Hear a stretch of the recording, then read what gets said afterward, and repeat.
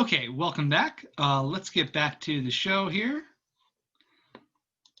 All right, so we were looking at red figure vases, and now we're going to move on into architecture. All right, so we talked a little bit previously about the Acropolis of Athens, the big sort of temple area at the top of the city, um, uh, sort of overseen by Pericles, that leader, that general who kept getting elected and had a lot of power in what was democracy. He had his way of working and functioning in that democracy as someone they kept electing over and over again. No term limits there, no limitations. So he had a lot of power and he had a lot of friends on his side. But Thucydides portrayed him as a good general who should have been listened to. But one of the things he was really able to do was take all that money the Athenians were basically shaking everybody else down for in their alliance and put it to arguably good use, or at least cool use, in building a lot of impressive monuments. The chiefest of which was the Parthenon, this temple to Athena the maiden, which also served as a treasury, and we talked about that somewhat last time. Now, Pericles himself was not the sculptor. The design or the architect. The architects were two guys, Callicrates and Ictines, and so they put a plan together, and they basically had a whole slew of workers and stonecutters under them, making a temple like this. And temples usually did. But this temple had some innovations even from other temples. Like I said, it had an area in the back which was used for the storing of all this treasure. And actually, in a sense, this would have been the front, because as you approach, you actually had to go around to get in the main entrance where the temple was. So here's the main area, and here's the treasury area. And in the main area over here is where the statue of Athena would have been. And this is quite the impressive monument. You can see it's mostly intact today. But there's another temple on the site as well that's really worth talking about, and this is the Erechtheion. So this was also made during Pericles' time period. And so where the Parthenon is like a temple to Athena and a tribute to and a treasury for Athena and for her city, the Erechtheion is much more about sort of the ancient founders of the city and stuff like that, named after the founder of Athens, Erechtheus, who was said to be a child of Athena, even though that shouldn't work because Athena's a maiden. But it's weird. The gods just do a weird thing. It's a little creepy. We won't go there. But Athena, it manages to be a maiden and have a descendant at the same time. And one of the most famous Greek things is these female statues who work as columns here. And these are known as caryatids. And these were the daughters the daughters of a certain city in Greece in mythology, said to be holding up the city, basically. And so they had a mythological component to them as well. It was an excuse for them to really show off their skill at sculpture. Now, if you look at the columns here compared to the columns on the Parthenon, you'll see that they're a bit different. And that's because the Greeks employed two different column styles in their work. Well, actually three, but we'll get to the third one later on. The first one is called Doric, the Doric column, and that's this one here at the top. You see it in the Parthenon, and you also see the other style in the Parthenon, but mainly the Doric column, which is just a very simple kind of column with sort of this rounded top there. Whereas the Ionic column is much more detailed. The Ionic column has a curving style at the sides, kind of looks like a rolled up scroll. And so these are two different parts of Greece that had these different types of columns. And in their work on the Acropolis, the sculptors and architects tried to employ both. They did a lot of cool tricks, actually. One of the things that's talked about with the Parthenon sometimes is the use of the golden ratio. This can be overstated. Like, you know, sometimes things are not the golden ratio. But the golden ratio does seem to have been employed in some ways. And it's basically just the idea that humans seem to like things that are in the proportion of 1 to 1.6 about. So 1 to 1.6 allows you to have these nice repeating patterns of ratios with each other. And so this is kind of the length of the temple versus its height and other measurements along the path and so on. The other thing they did with the math of this temple, which is really cool, is that they corrected the optical illusions that would have been present. Basically, if you made the temple, if you made the columns of the temple perfectly straight, it would seem like the temple was kind of bulging a bit, just because of the way you looked at it.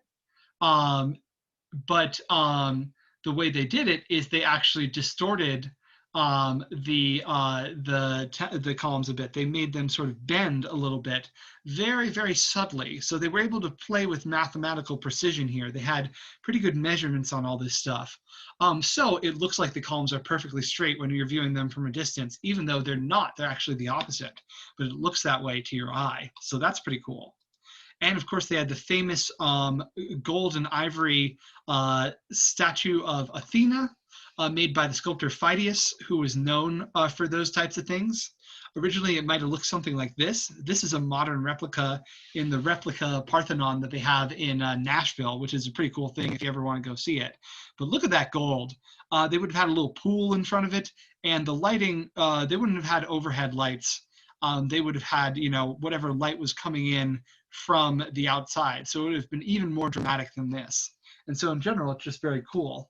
She's holding this winged figure, which represents victory. Athena is going to give you the strategy to win your battles, so she's associated with victory. So that's pretty cool. Okay, and we see some similar architecture prevail at other Greek sites. Some other places that were important in the Greek world included Delphi. So Delphi was this sort of temple complex that was basically all based around this oracle of Apollo. So the priestess of Apollo was known as the oracle, and she would go into a kind of trance, and she would babble some strange things which maybe had a little bit of sense to them, and then these sayings would get interpreted as a prophecy for the Greek people, or for anyone who came and asked her the prophecy, asked her a question. She would give an oracle, a message from the god Apollo himself. In practice, the oracle tended to be very careful about what exactly she said, and so did her priests who were working with her, because they didn't want to piss off the wrong people. So they would try and make their prophecies ambiguous and make it seem like, oh, you had to interpret the prophecy correctly. But she was very influential. People came from miles around to consult with her from all different parts of Greece. And at the site, they had theaters where you could see plays. That was a big part of the culture there. Lots of treasuries where people gave donations to the gods. And of course, the Temple of Apollo, where the oracle was at. And today, we still have some of the remnants of the Temple of Apollo. It goes pretty far back. It was from the Archaic period, so it has this more ancient type of stone here, but it's weathered away quite a bit. Originally, this would have been quite the monumental temple. Another big site in Greece that had monumental architecture was Olympia. Olympia is where the Olympics were held. These games that were played by people from around Greece.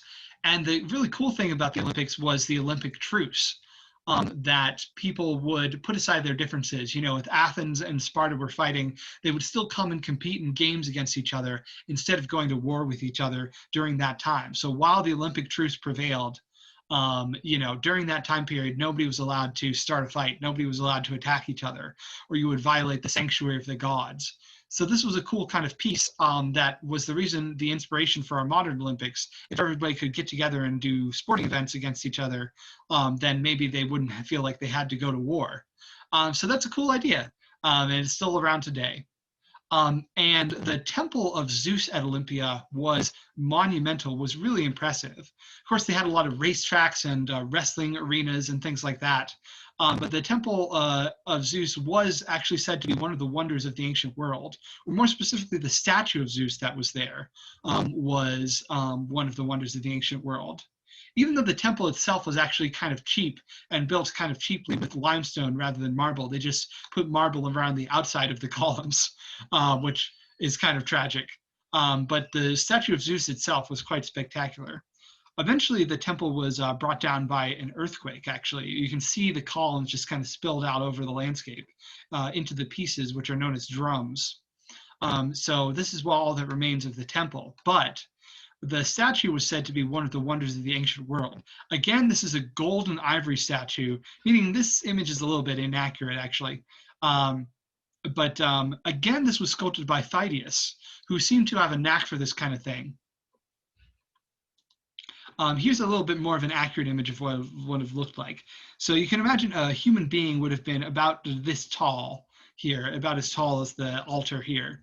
So the statue would have been really impressive, looming over everybody at this colossal height. So the Greeks didn't usually build statues that were colossal like you see in movies and whatnot, but here they did, and this is why the statue was so impressive as to be named by one writer a wonder of the world. And the roof would have actually been open at parts so that you could look in, although it didn't rain on the statue. He had a little roof over his head, but you had a lot of light coming into the main space, and then you had this statue, which was kind of shrouded in mystery. So that's kind of, some of the grandeur and the glory that the Greeks tried to evoke with their temple building. The temples being probably the most spectacular buildings, and of course, naturally, this center of religious life and culture, because, they were these centers of worship and the gods were so important. So it shows kind of the priorities. They didn't develop quite this much energy into making government buildings, even though they did have some specific government buildings.